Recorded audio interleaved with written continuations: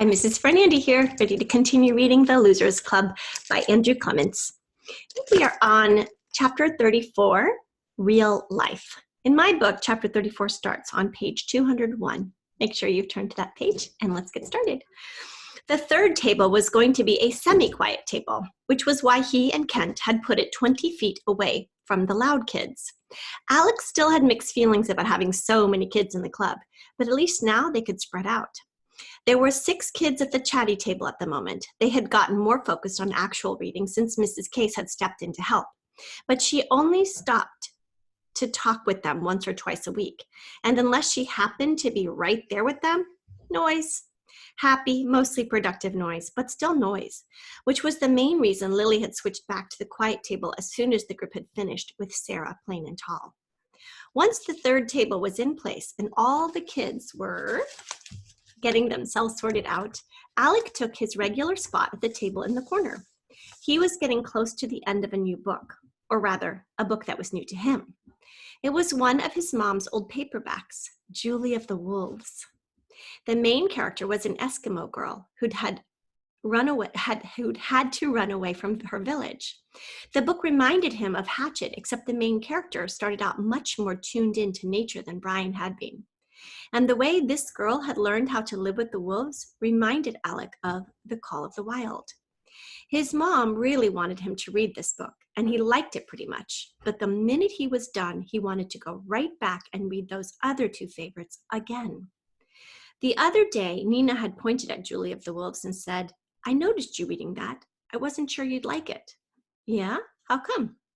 "Because of the girl stuff, you know." Alec felt himself start to blush a little. He knew what Nina meant. Some parts of the story were definitely about Julie being a girl. All he'd said back to her was, "Well, yeah, but it's mostly a great adventure story." Nina had ended the conversation by saying, "Anyway, it's cool that you're reading it. I think some guys might not even pick it up." That was one of the things he liked about Nina. She had a way of saying stuff that made him feel good, that made him feel like he wasn't a bookworm or a loser.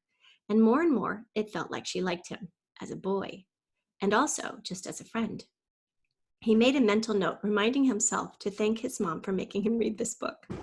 He opened to his bookmark and jumped back into the frozen world of the girl and her wolves, or rather, the wolves and their girl. He'd been reading for 5 minutes or so when he felt the table move.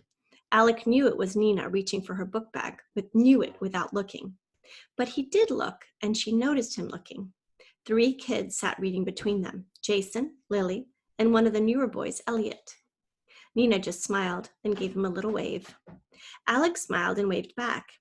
And during that simple action, he was seized by an overpowering feeling, a sudden tightness in his chest that flooded his mind with a wish. With all his heart, he wanted to freeze this exact moment and always remember it. The way he felt so connected and separate, and happy and sad, and smart and stupid, all at the same time. Starting the club had brought so many new experiences crashing into his life, and Alec had noticed something about books that he had never seen before, something pretty basic. Books stay the same. The beginning, the middle, and out there, pages and pages in the future, the end. The whole book stays put, right there all the time, always the same, with the words perfectly lined up one after another, waiting. Books were so dependable, so orderly. Then he thought, and so totally unlike real life. And the perfect example of that? Nina. Nina had a beginning, the day he'd met her.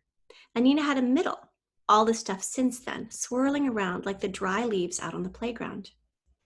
So there was an end somewhere, an end to the story of Alec. Was there an end somewhere? An end to the story of Alec and Nina? Or was the whole story just fiction? Real life is so messy. That's what Alex said to himself, and instantly a question formed. But if the messiness makes me feel like this, then it's worth it, right?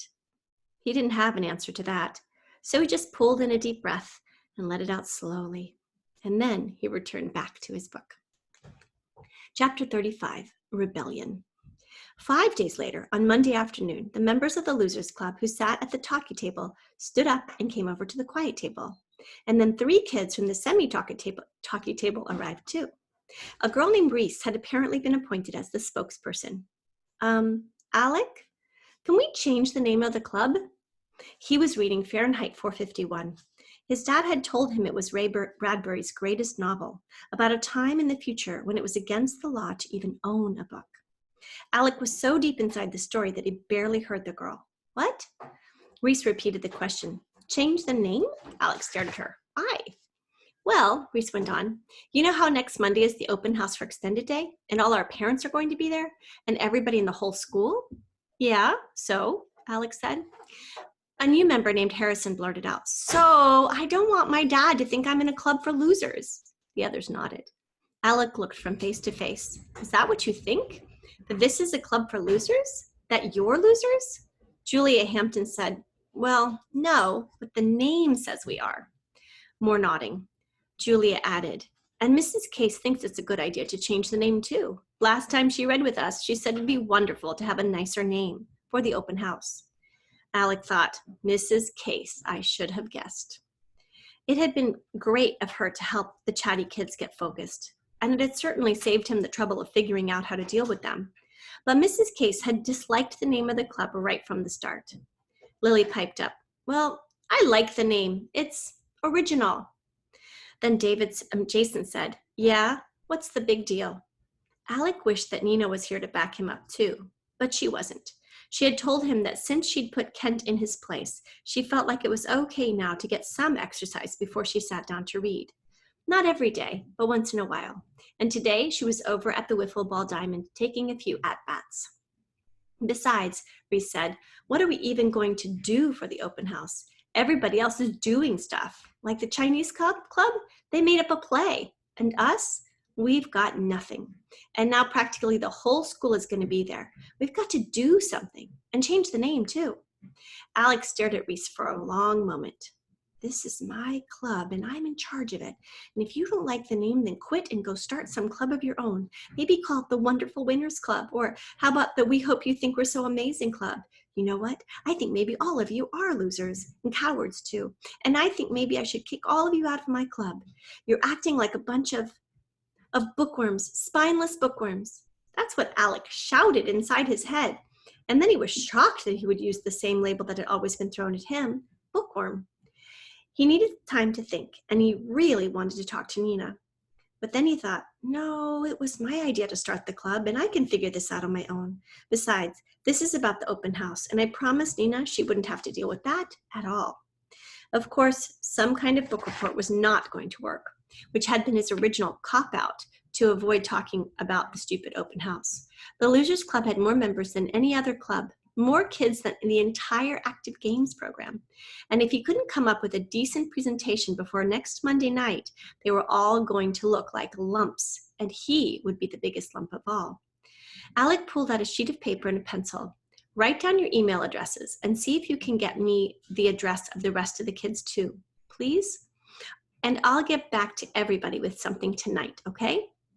They did as he asked, and he drifted back to their reading spots, one after another. No one grumbled, but he could tell they weren't happy about having to wait for an answer. Alec opened his book again, but he was still angry, and he kept reading the same paragraph over and over. Just a few months ago, he had been able to jump into a new book, land with both feet, and be perfectly happy there for hours, even days at a time. There was an endless number of good books, and he had been totally content to hop from book to book, each one like a stepping stone, leading him across a rushing river, so that his feet never got wet. But now the river had risen, and the river was his life, and he felt like he was drowning. Nina arrived a few minutes later. She took one look at Alex sitting there staring at his book and said, excuse me, what's the matter? Alec nodded toward the other tables. A bunch of them want to change the name of the club. Are you going to do it? He shrugged. I'll send you an email tonight. She said, want to talk about it? Alex smiled and shook his head. Gotta think first, but thanks. Anytime, she said. Alec knew that she meant it, but it didn't help much. He kept the Ray Bradbury book open, kept looking at it, but now he was thinking about Nina, about how she had changed. But had she? Maybe it was only the way he was thinking about her. Maybe that was all that had changed. Except it wasn't just his thinking about Nina. Everything had changed. even books. Reading a book used to be like finding a place where no one could bother him or talk to him or remind him about stuff he ought to be doing instead. And now, books just made him think and think and think about himself, about Nina, about everybody else, about the whole world. Even Charlotte's Web seemed odd now. He used to love the funny parts, and they still made him smile, but mostly the book made him think about real life and about his family. Fern's little brother Avery, he always reminded Alec of Luke now. And the farm and the barnyard and the fair, it was all different. The book made him think about all the changes that can't be stopped, like the seasons and growing up, even death. And the story made him think about friendship, real friendship. And that thought led Alec back to Nina. He liked her a lot, but there wasn't anything silly or dreamy or goofy about it. They were good friends, except he still hoped that maybe she could start to like him even more. But now his hope wasn't like that time he had ridden his bike over to her house back in September. All that stuff had been some fantasy story that he'd tried to tell himself. It had been fiction, and then everything had turned real. A ripple of laughter from both of the other Losers Club tables snapped him back to the present moment. He thought maybe those kids were laughing about him, about how serious he was acting about a stupid name for a dumb little club. It's not a dumb little club, and it's not a stupid name. That's what Alex shouted to himself, and he really believed it. But was there some way to prove it? He just didn't know. I think we have to stop and start again.